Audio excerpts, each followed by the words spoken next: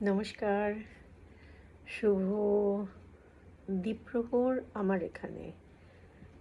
এই 6টা মতো বাজে, দুপুর গড়িয়ে সন্ধে চলে এসেছে সময় অনুযায়ী, কিন্তু বাইরে ঝকঝকে আলো, একটু একটু ঠান্ডা ঠান্ডা আছে।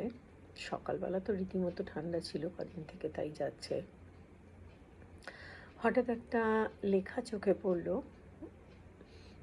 কার লেখা জানি না, যার লেখা তার প্রতি কৃতজ্ঞতা জানিয়ে পড়ছি।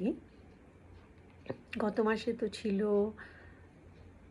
কবিতার মাস, হই হই করে সবাই প্রচুর কবিতা বললেন, শোনা গেল, আমিও পড়লাম। তা সেই কবিতা প্রসঙ্গে একটা অন্য ছোট্ট লেখা পড়ছি। কাজী নজরুল ইসলামের মন আজ বেশ প্রফুল্ল। অনেক দিন পর তিনি বাচ্চাদের জন্য একটা কবিতা লিখেছেন। কবিতার নাম লিচু চোর। লেখা শেষ হতেই তিনি কবিতাটি পোস্ট করে দিলেন ফেসবুকে। কবির ফলোয়ারের সংখ্যা বেশ ভালোই, প্রচুর রিয়াকশন আর কমেন্ট আসা শুরু হলো। 6 সেকেন্ডের মধ্যে একজন সুন্দরী কমেন্ট করলো, বাহ, সুন্দর হয়েছে। 6 সেকেন্ডের মধ্যে এত বড় কবিতা তিনি কি করে পড়ে ফেললেন, কবি ঠিক বুঝে উঠতে পারলেন না। তিনি পরের কমেন্টের জন্য অপেক্ষা করতে লাগলেন।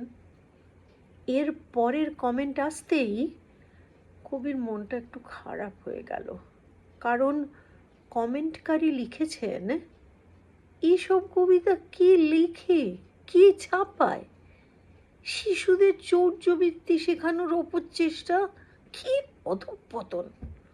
এইসব অর্বাচীনদের কারণেই আমাদের আজকে শিশুরা বড় হয়ে টাকা পাচার করে বিদেশে বেগম পাড়া বানাচ্ছে। ধিক্কার জানাই আপনাকে। একজন মুরব্বি টাইপ সাহিত্য সমালোচক লিখেছেন, ভালো হয়েছে, বিশেষ করে এখানে যে 7 মাত্রার মন্দাক্রান্তা ছন্দ ব্যবহার হয়েছে তা এক কথায় অসাধারণ। খুবই মনে মনে চিন্তা করলেন, কবিতাটা লেখার আগে কি আমি এত কিছু ভেবে লিখেছিলাম? যাই হোক, পাঠান ছবির পোস্টার প্রোফাইল পিকে দেওয়া একজনকে পাওয়া গেল এবার। এই ছবিটা নিয়ে বেশ শোরগোল চলছে তখন। এই লেখাটি হয়তো সেই সময় লেখা। ফিরে আসছি, কবি আগ্রহ নিয়ে তার কমেন্ট পড়তে গেলেন। তিনি লিখেছেন, বাচ্চাদের এসব চুরি চামারি না শিখিয়ে ধর্মীয় শিক্ষায় বড় করার চেষ্টা করুন। একজন নারীবাদীকেও পাওয়া গেল। তিনি লিখেছেন, এই কবিতাটি পুরুষতান্ত্রিকতার একটি নির্লজ্জ উদাহরণ। কবিতায় কোনো নারী চরিত্র নেই কেন? কবি কি ভেবেছেন, নারীরা লিচু গাছে চড়তে যান না? ওনাকে মনে করিয়ে দিতে চাই, এই 21 শতাব্দীতে সুযোগ পেলে নারীরা এভারেস্টে উঠেছেন। এই লিখে তিনি হ্যাশট্যাগ দিয়ে ওয়াসফিয়া নাজনীনকে ট্যাগ করে দিলেন। কেন ঠিক বোঝা গেল না। আরেকজন খুব সম্ভবত মানবাধিকার কর্মী হবেন, লিখেছেন, এখানে মালির হাতে শিশু নির্যাতনের মতো সংবেদনশীল বিষয়টা খুবই এড়িয়ে গেলেই ভালো করতেন। এটা স্পষ্টত মানবাধিকার লঙ্ঘন। এই লিখে তিনি ইউএস অ্যাসেম্বলি বাংলাদেশকে ট্যাগ করে দিয়েছেন। এখানে ইউএস এম্বাসির কি কাজ, খুবই ঠিক বুঝতে পারলেন না। পশুপ্রেমী একজন লিখেছেন, লাফিয়ে ডিঙানো দেয়ালের পর ভোলা নামের কুকুরটিকে এইভাবে ভয় দেখানো উচিত হয়নি। এটা পশুদের প্রতি নিছক বর্বরতা। একজন বামপন্থী পাওয়া গেল, যিনি আবার কবিতাটার বেশ প্রশংসা করে লিখেছেন, এখানে বাবু মানে বুর্জোয়া আর নচ্ছার মালি হলো তাদের স্বার্থ রক্ষাকারী পেটোয়া বাহিনী। শ্রেণী শত্রুদের বিরুদ্ধে এই সংগ্রামী শিশুদের লাল সালাম দিয়ে আমিও তাদের সাথে একাত্মতা ঘোষণা করছি।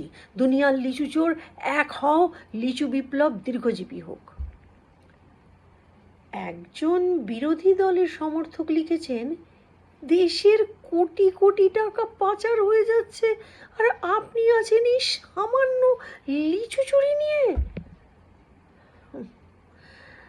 বাংলা একাডেমির কর্তা লিখেছেন, এত বড় স্পর্ধা আপনার, এই ধরনের কবিতা লিখে সরকারকে খোঁচা দেওয়ার মানে কি? বাবু, লিচু, মালি বা ভোলা এসব শব্দ দিয়ে কি বোঝাতে চাইছেন আপনি?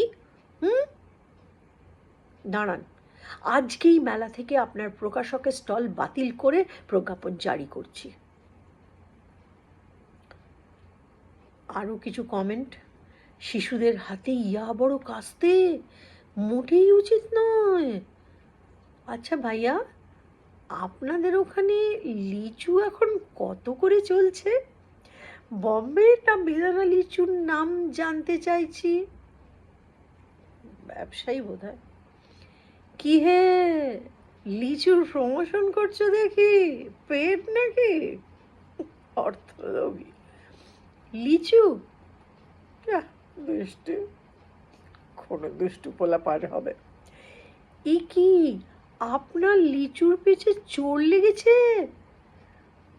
ইত্যাদি ইত্যাদি চলেছে কমেন্ট। এবং ফাইনালি এত সব কমেন্ট দেখে কবি উত্তেজিত হয়ে রিপ্লাই দিতে গিয়ে দেখেন কবিতায় কিল ঘুষির মতো ভায়োলেন্ট শব্দ থাকার কারণে ফেসবুক কর্তৃক তার প্রোফাইলটিকে 14 দিনের রেস্ট্রিকশন দেওয়া হয়েছে। এই 14 দিন তিনি কোনো কমেন্ট করতে পারবেন না। বিদ্রোহী কবি একটা নিঃশ্বাস ফেলে বললেন, আহারে, আগে কি সুন্দর দিন কাটাইতাম, আগে কি সুন্দর দিন কাটাইতাম। নমস্কার, আশা করি ভালো লেগেছে। সুন্দর লিখেছেন যিনি লিখেছেন, আমার তো ভালো লেগেছে, মজা লাগলো, তাই ভাবলাম একটু পড়ে শোনাই। সবাই ভালো থাকবেন, ভালো থেকো। আবার নিয়ে আসবো অন্য কবিতা পাঠ বা গল্প। আজকে মতো চলি।